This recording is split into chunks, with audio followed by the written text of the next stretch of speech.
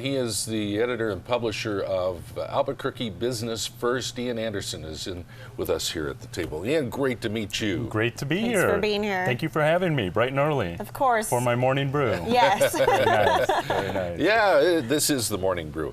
Hey, you just changed the name of the publication recently, and give us a little insight as to why that happened. You know, we were coming up on our 20th anniversary, and you know, our name had been New Mexico Business Weekly for 20 years, and it was a brand with great brand equity that really didn't fit what we were all about anymore. We to say that we were weekly, really, if I would have told any of our writers or anyone on our staff that we were a weekly publication, they probably would have they wouldn't have been really happy with me, because we're putting out about 20 stories a day, and right. This is we've launched our morning edition back in July, our afternoon update. We're breaking news now, and to be weekly in a up to the minute world where you live on your 2.5 by 3. Yeah, didn't make sense anymore, did it? No, it really didn't. It didn't at all. So, you know, and out of our 41 cities, we're in 41 markets for American City Business Journals. We were the only one that really claimed to be statewide. And, you know, we had always really had a focus on central New Mexico. You know, and it's funny because people say, did you bring your focus in? Do you only cover Albuquerque now? And the answer to that is no. And we actually did twice the amount of perimeter stories last year than we did in the 2 years prior to that combined, just by the sheer amount of output that we're putting out every day. So it was a fresh start, a fresh brand, and you know, we flipped the switch, and it's been smooth sailing. And that's one of the things that I love about Albuquerque Business First is, okay, so I get my publication once a week. However, I get the Twitter updates, and I get my morning edition, so I'm out the door, right, and I'm up to date on everything happening in the news. So you came to Albuquerque in 2011. Now tell us about what brought you here and a little bit of history about yourself. Yeah, it's well, typically you come up the ranks two ways. You can come up the writing side, the editorial side, or you can come up the sales side, the revenue side. And I didn't come up either of those. Not your typical publisher, I guess, in Albuquerque, but I was kind of a deviation from the norm within our own corporation. I came up the analytics side. I worked for a financial firm in Boston out of college, heavy into analysis and portfolio analysis. And then really had family down in South Florida, went down, was introduced to the publisher of the Tampa Bay Business Journal. And this was in late 2005, and it was just as numbers were getting really interesting in our business, where you could now not just measure ROI and, you know, clicks through on ads, but really you can measure engagement with your users. I mean, you can. The old way was letters to the editor, right? You know, and right. How many letters did you get? And now we can see how engaged the user is per story, what they want to read, and really we can kind of we can navigate our content and really hone in and make sure our readers are the most engaged. So I came up through that side. We rolled out 42 apps across 3 platforms, launched our morning editions in 39 markets, and I got to do this one personally. I got a call from our CEO from Whit Shaw, who's in Charlotte, North Carolina, and he asked me what I thought about Albuquerque, and I said, well, I didn't even know we had a market there, and he said, well, it's under New Mexico's name. I said, oh, okay, I got it. And he said, well, you want to be a publisher? I said, well, yeah. And I said, I'm getting married in 7 weeks, right?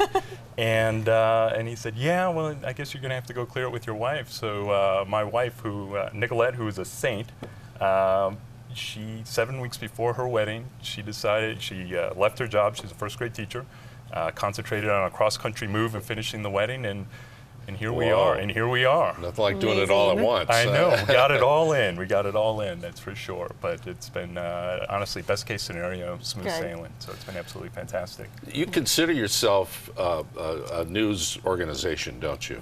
Rather than a PR magazine or publication for businesses.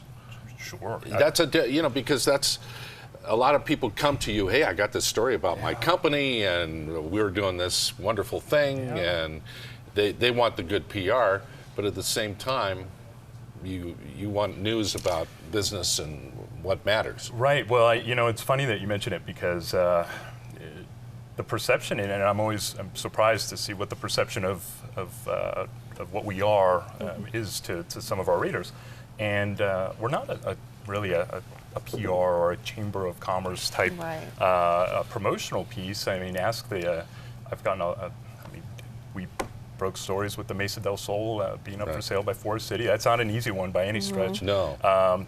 When you've got that daily update goes out, and all of a sudden your phone's exploding about 3 minutes after, and it's that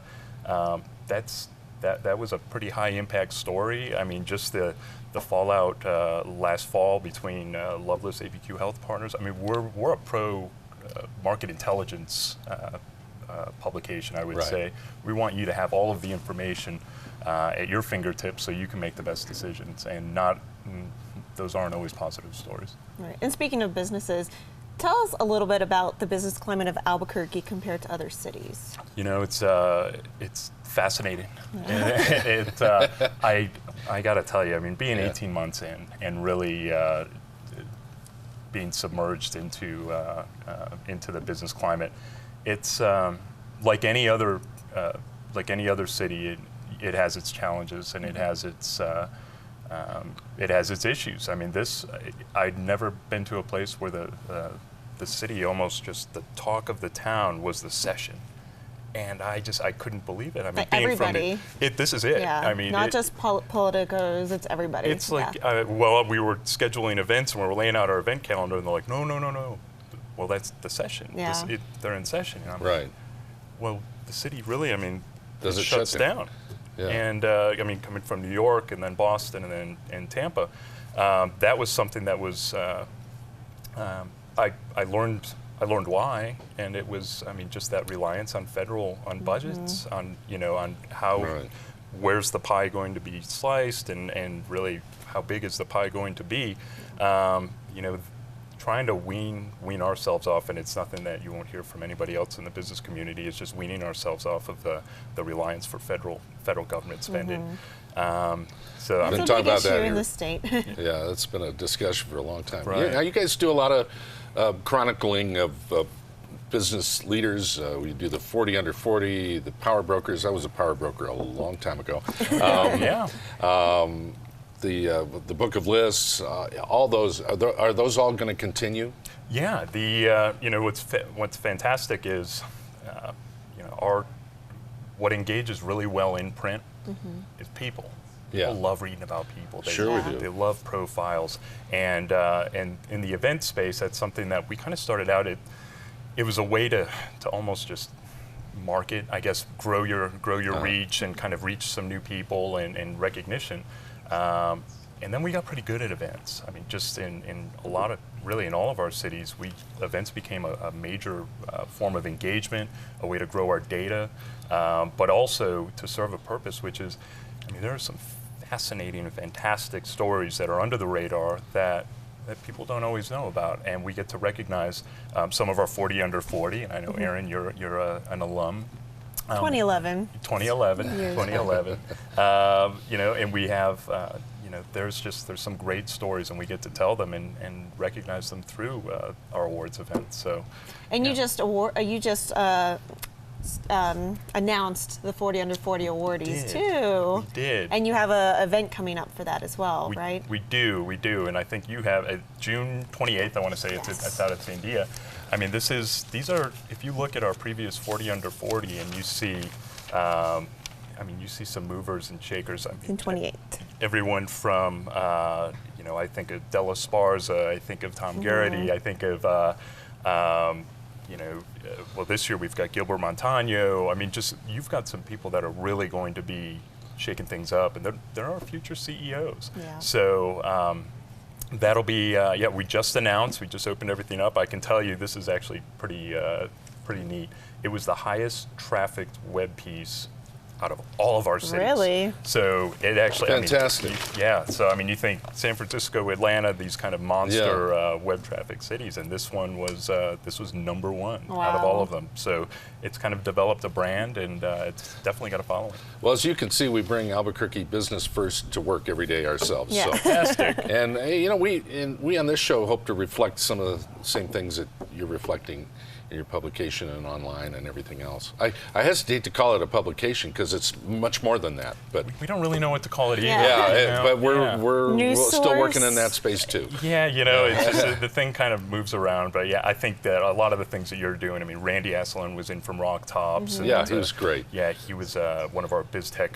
Mackenzie honorees. Bishop And he is had on just been next. He's recognized. going to be Yeah. with us here in a moment. Yeah. Ian, don't make this your first and last visit, please. Come back and have another conversation with us.